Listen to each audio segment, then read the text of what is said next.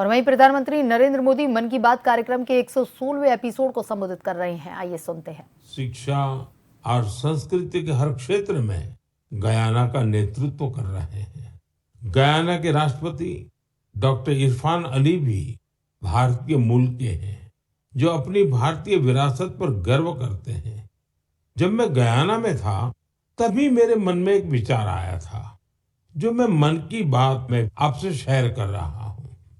Guyana के तरह ही दुनिया के दर्जनों देशों में लाखों की संख्या में भारतीय हैं। दशकों पहले की, 200-300 साल पहले की उनके पूर्वजों की अपनी कहानियां हैं।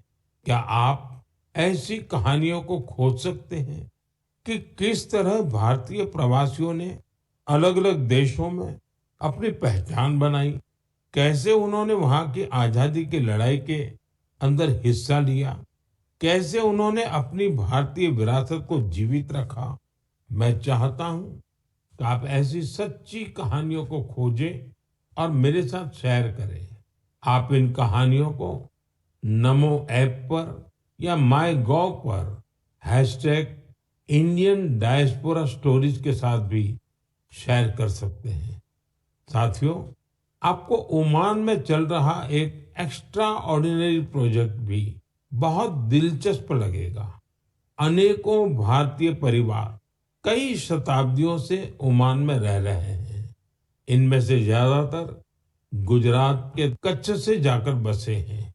इन लोगों ने व्यापार के महत्वपूर्ण लिंक तैयार किए थे। आज भी उनके पास ओमानी नागरिकता है, लेकिन भारतीयता उनकी रग रग में बसी है।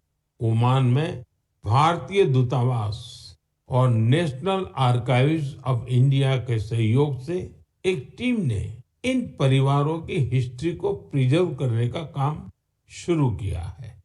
इस अभियान के तहत अब तक हजारों डॉक्यूमेंट्स जुटाए जा चुके हैं। इनमें diary, account book, ledgers, letters और टेलीग्राम शामिल है। इनमें से कुछ दस्तावेज तो सन 1838 के भी हैं।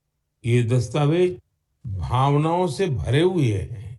बरसों पहले जब वो ओमान पहुंचे, तो उन्होंने किस प्रकार का जीवन जिया, किस तरह के सुख दुख का सामना किया और ओमान के लोगों के साथ उनके संबंध कैसे आगे बढ़े, ये सब कुछ इन दस्तावेजों का हिस्सा है।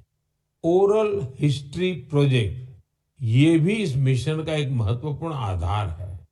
इस मिशन में वहां के वरिष्ठ लोगों ने अपने अनुभव साझा किए हैं। लोगों ने वहां अपने रहन सहन से जुड़ी बातों को विस्तार से बताया है। साथियों, ऐसा ही एक ओरल हिस्ट्री प्रोजेक्ट भारत में भी हो रहा है। इस प्रोजेक्ट के तहत इतिहास प्रेमी देश के विभाजन के कालखंड में पीड़ितों के अनुभवों का संग्रह कर रहे हैं।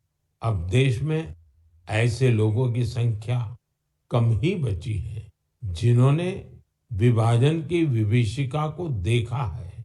ऐसे में यह प्रयास और ज्यादा महत्वपूर्ण हो गया है। साथियों,